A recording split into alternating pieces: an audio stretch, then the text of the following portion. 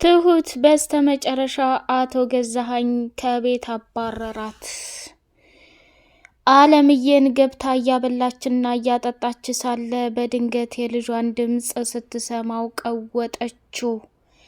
ናቲ ደግሞ ከተኛበት ሳሎን ተነሳና የእናቱን ድምፅ ሲሰማ ትገኛለች ወደ ተባለው ክላስ እየመጣና እየተንደፋደፈ ሳለ አቶ ገዛኸኝና ቤቲም ከተኙበት ተነስተው ድምፅ ሲሰሙ ቀጥታ ወደ አለምዬ ክፍል ሲሄዱ እጅግ በጣም ትሁቴን እዛ ቦታ ላይ አግኝተዋት አፏን እፍን አድርጋ የአለምዬን ድምፅ እንዳይወጣ እየታገለች ሳለ ፊት ለፊት ሲፋጠጡና ፊት ለፊት ሲንጫጩ እጅጉን በጣም ናቲ ደነገጠና ሰተት ብሎ እዛ ክፍል ያለውን ጉድ ሲያይ ከሚባለው በላይ ከገዛኸኝ ጋር ከባድ ጦርነትና ከባድ ችግር ውስጥ ገባ።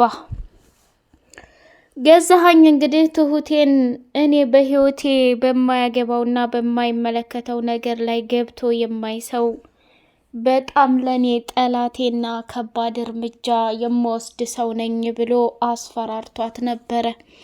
ትሁቴም ያንን ስለፈራች እነሱ በሌሉበትና በተኙበት ሰተት ብላ የምትገባ አደገኛና ጀግና ሰው ናት።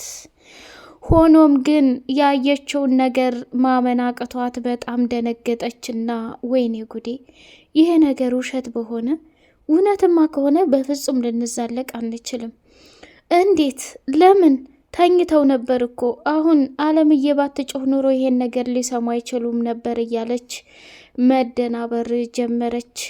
አለምዬ እዛ ክፍል ላይ ገብታ ምግቡን ትበላዋለች እንጂ ሀሳብና ጭንቀቷ ከናቲ ልጅ ጋር መቼ ነው የምገናኘው ብላ በጭንቀት እያበደችና እየጨለለች ትገኛለች። ቤቲ እንግዲህ ናቲን እዛ ቤት በተደጋጋሚ ሲመጣ እዚህ ቤት ተመላለስክ ምን ጉድ ነው እያለች አለመመረርህ ወይ በአንድ ፊቱ ኑሮህን እዚሁ አድርግና የምትፈልጋቸውን ነገር በእጅህ አስገባ እያለች ስትለው ተይ እንጂ ቤቲ ምንም ቢሆን እንዳትፈታተኝኝ፣ እኔ እንዳንቺ አስመሳይና አደገኛ ሰው አይደለሁም። እዚህ ቤት ደግሞ የምመላለሰው የእናትና የአባቴ ንብረት ነው ብሎ ሲላት እረፊ፣ ምንም ነገር አትዋሺ፣ መቼም ይሁን መቼም አንቺ እንደ አይነት ነገር ልታደርጌ የማትቺ ጉደኛ ሰው ነሽ እንዴ?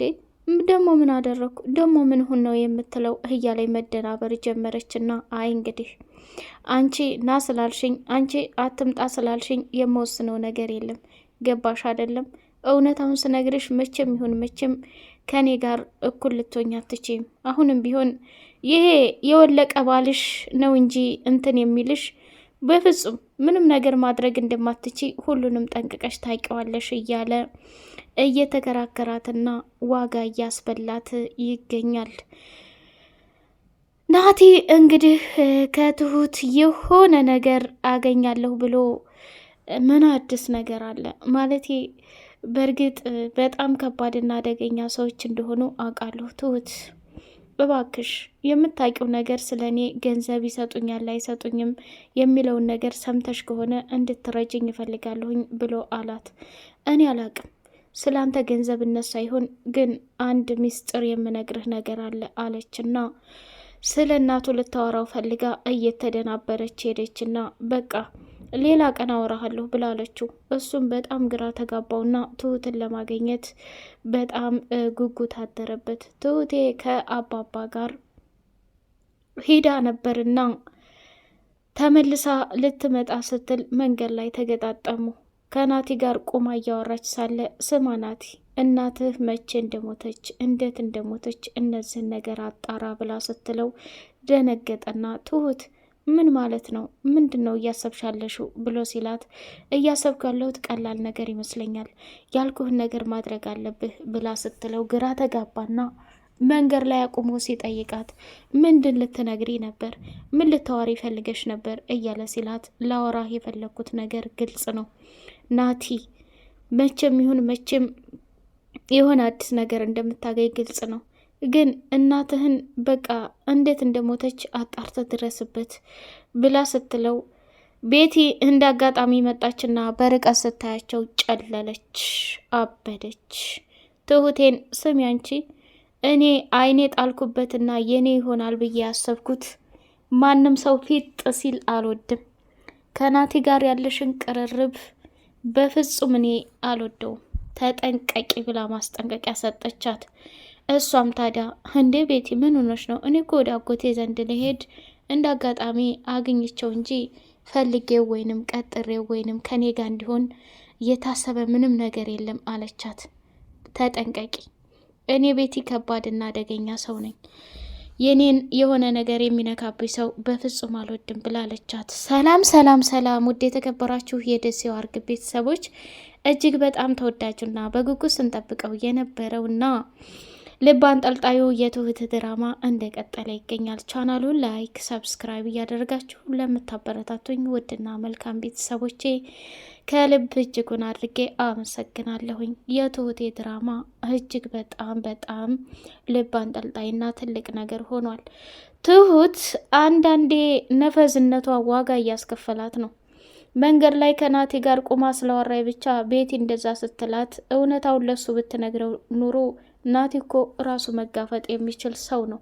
ትሁት ግን አሁን የመናገሪያዋ ሰዓት ገና ስለሆነ ብቻ እናትህ የሞተችበት እንዴት እንደሞተችና በምን ምክንያት እንደሆነ ስንት ጊዜ እንደሆናት አጣርተህ ጠይቅ ብላ ስትለው ናቲም ደግሞ ወደ ቤቱ ሄደና አባቱን እማዬ ከሞተች ስንት ጊዜዋ ብሎ ሲጠይቅ 2 ዓመት ከ3 ወር ሆኗታል። ቆይ ምን ተገኘና ነው አሁን የምትጠይቀው? አንተ ልጅ አትሄድም እንዴ ብሎ ሲለው የትም ሊሄድ አልችልም፣ እንደውም እዚሁ ነው የምኖረው። ስማ ወደድክም ጠላህም የጠየቅኩህን ገንዘብ እስካልሰጠህ ድረስ ወዴትም መሄጃ የለኝም ብሎ ሲለው አቶ ገዛኸኝ በጣም በጣም በጣም ግራ ተጋብቶት መጨረሻ ላይ ቤቲን ለባብሽና ነይ ወደ ውጭ እንሄድ አላት። እሺ አለችና ታይዘው ወደ ውጭ ሲሄዱ ለቤቲ ሀብትና ንብረቱን እንዲሁም ደግሞ ድርጅቱን በሙሉ ፈርሞ ሰጣትና ስሚ ይህን ሁሉ ሀብትና ንብረት ባንቺ እንዲሆን የፈለግኩት ነገር ገብቶሻል አላት። ወይ ገዝዬ በጣም እንደምትወደኝና ለእኔ ያለህን ቦታ አረጋግጬብሃለሁ፣ ስለማምንሽ ነው። እምነትሽን ደግሞ እከዳለሁ ብቲ ዋልሽ ብሎ አላት። አይ አታስብ፣ በፍጹም ምንም ነገር ሊፈጠርም ሆነ ምንም ነገር ሊከሰት አይችልም። አንተ የምትፈልገው ድረስ በአደራ መልኩ ሊቀመጠልህ ይችላል ብላ አለችው። እሱም እንግዲህ እውነት መስሎት ያተንከሴስ ልጅ እያንዳንዱ ሀብትና ንብረቴን ቢወስደው መቼም ራሴን ይቅርም አልለውም። ስለዚህ አንቺ ለሁሉም ነገር ታስፈልገኛለሽ ብሎ ሲላት እሺ ብላ ተቀበለችው ማለት ነው። እንግዲህ በጣም በደስታ ተሞልታ መጨረሻ ላይ ወደ ቤት ልሸኝሽ ብሎ ሲላት አይ አያስፈልግም እኔ ራሴ እሄዳለሁ ብላ አለችው። መጨረሻ ላይ የሆነ ጠረጠራትና ቆም ብሎ ማየት ጀመረ። እንግዲህ ወደ ቤት ትሁትን መንገድ ላይ ስታገኛት አሁን አጎትሽ ጋር ውለሽ ማታ 1 ሰዓት ሁለታችንም ወደ ቤት እንገባለን ብላለቻት። ትሁት ቅድም መንገድ ላይ ስለጨሁብሽ በጣም ይቅርታ፣ ናቲን በጣም እንደምወደውና እንደማፈቅረው ታውቂያለሽ። እኔ በጣም ምቀና ሰው ነኝ። ስለዚህ እሱ ጋር በምንም አይነት ሁኔታ ልትገናኝም ሆነ እንዲሁም ደግሞ ልታዋሪ የምትችይበት አንድም ነገር የለ። ምግብ አንጭ ስልሽ ብቻ ነው እሱ ፊት የምትቀርቢው፣ ከዛ ውጭ ስራሽ ኩሽና ብቻና ብቻ ነው ብሎ ነገራት። በጣም ተገረመችና እሺ ቤቲ ምንም ነገር አታስቢ፣ እኔ እጣ ገቡም አልደርስም ብላ ስትመልስላት አዎ እሱ ይሻልሻል፣ ተከባብረን የምንኖረው ይሄን ነገር ብቻ ስታደርጊ ነው ብሎ ተናገራት። አቶ ገዙም ተመልሶ መጣና ስሚ ምን አዲስ ነገር አለ? ስለምኑ ጋሼ የምረዳህ ነገር አለኝ እንዴ አለችው። እኔ ማንም ረድቶኝ አያውቅም፣ ድሮም አሁንም በራሴ ነው የቆምኩት። ምናልባት ናቲ እዚህ ሲመላለስ ያየውና የሰማው ነገር አለ እንዴ ብሎ ሲላት አረ በጭራሽ ጋሼ፣ በዛ ላይ ደግሞ ስለማይመለከትሽ ነገር እንዳትገቢ ብለ ስላስጠነቀከኝ መናገርና ያለብኝንና የሌለብኝን በፍጹም ላቀው አልችልም ብሎ አላት። በይ በርቺ ጠንክሪ ብሎ አላት። ከቤቲ ጋር ቁጭ አለችና ስማ ገዙ፣ እንደው ይቺ ትሁት ሁኔታዋ ምንም ደስ አይልም። እኔ እንጃ ብቻ እንዴት እንደሆነም ባላቅም፣ አይ እኔ እንደምፈልጋት አይነት ሰራተኛ ናት። እውነት ለመናገር እስካሁን ያየንባት ነገር የለም። ከስራ ውጭ ምንም የምታደርገው ነገር የለም። ስለዚህ እሷ ብቻ የተለየ ንግግሮችና የተለየ ሁኔታ ይችባታለሁ።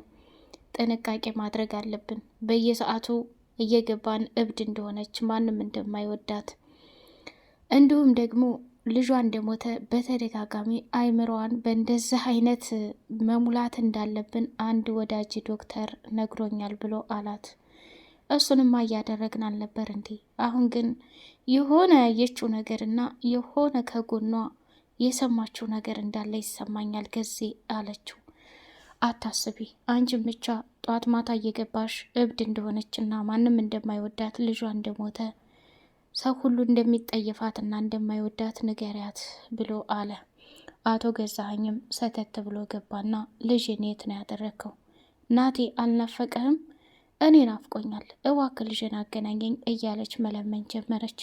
አንቺ እብድ ሴትዮ፣ ማንም አይወድሽም፣ በጣም ታስጠልያለሽ፣ አሮጊት ነሽ እያለ በእርግጫ በጥፊ ሲላት፣ እሷም እባክህ አትምታኝ፣ እኔም እኮ ምንም ያደረግኩት ነገር የለም፣ እረፍ እያለች አለችው። ከዛ እሺ አለና ከዛ ክፍል ወጣ። ትሁቴ እንግዲህ በመጨረሻ ልጅሽ ያለበት ቦታ ላይ አገናኝሻለሁ፣ በቅርብ ጊዜ ትገናኛለሽ ብላ ስትል እንዴት በልጄ ትቀልጃለሽ ብላ አኮረፈቻት።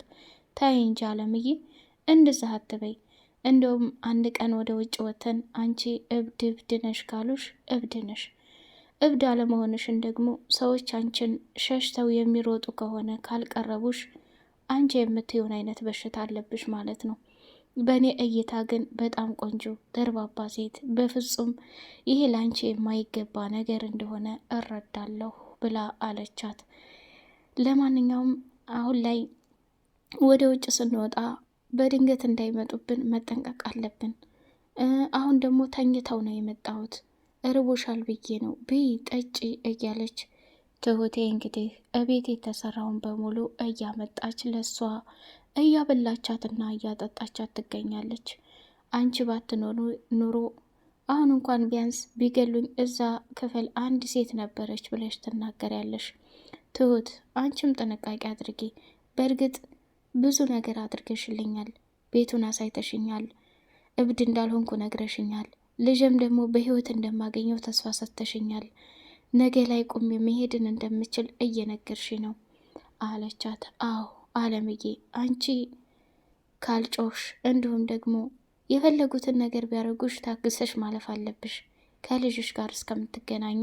ይህን ካደረሽ በፍጹም ምንም ነገር ሊደርስብሽ አይችልም እያለች ማጽናናትና መናገር ጀመረች። ትሁቴ ብዙ ዋጋና መስዋዕትነት ከፈለችላት። እሷም ደግሞ በመጨረሻ የልጇን ድምፅ ስትሰማ ጭራሽ ስሜትና ማንነቷን መቆጣጠር አልቻለችም።